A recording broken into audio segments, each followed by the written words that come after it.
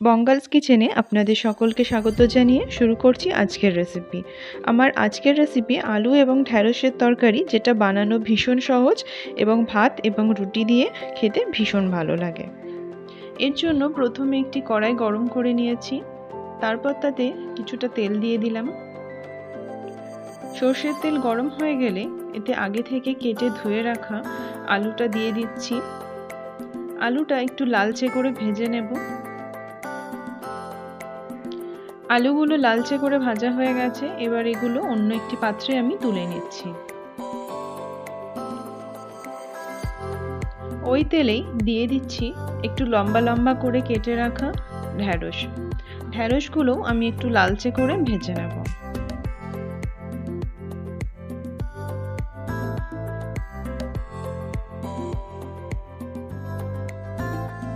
ঢ্যাঁড়স ভাজা হয়ে গেলে সেগুলো অন্য একটি পাত্রে তুলে রাখতে হবে।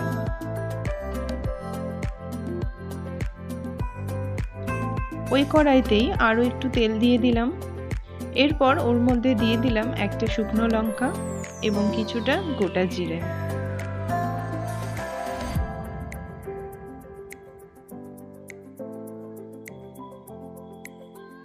একটা মাঝারি সাইজের পেঁয়াজ ছোট ছোট করে কেটে রেখেছিলাম, সেটাও ওর মধ্যে দিয়ে দিলাম। এবার পেঁয়াজটা হালকা লালচে করে ভেজে নেব। পেঁয়াজ ভাজা হয়ে গেলে ওর মধ্যে দিয়ে দিলাম 1 চা চামচ আদা এবং রসুন বাটা।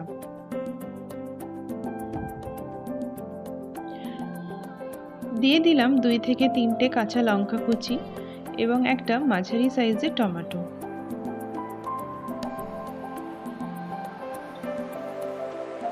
টমেটোটা নরম হয়ে আসলে তার মধ্যে দিয়ে দিচ্ছি হলুদ গুঁড়ো, 1/2 চা চামচ জিরে গুঁড়ো, 1/2 চা চামচ ধনে গুঁড়ো এবং 1/2 চা চামচ শুকনো লঙ্কা গুঁড়ো।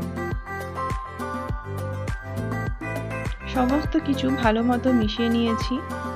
দিয়ে দিলাম 1/2 কাপ ফ্যাটানো টক দই। দইটা দেওয়ার সময় আমি আঁচটা কমিয়ে রেখেছিলাম। দইটাও মশলার সাথে ভালো মতো মিশিয়ে নিয়েছি। এরপর এর মধ্যে দিয়ে দিচ্ছি 1/2 চা চামচ কসুরি মেথি। কসুরি মেথি দিলে এই তরকারি থেকে খুব সুন্দর একটা গন্ধ আসবে। এরপর এর মধ্যে দিয়ে দিলাম আগে থেকে ভেজে রাখা আলু। আলুটাও এর মধ্যে ভালো করে মিশিয়ে নিচ্ছি। দিয়ে দিলাম স্বাদ মতো নুন।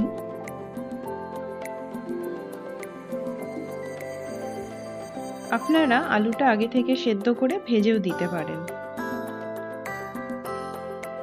এরপর আমি দিয়ে দিলাম 1/2 কাপ উষ্ণ গরম জল। এবার এটা ঢেকে ততক্ষণ পর্যন্ত রান্না করব যতক্ষণ না আলুটা ভালো মতো সেদ্ধ হয়ে যায়।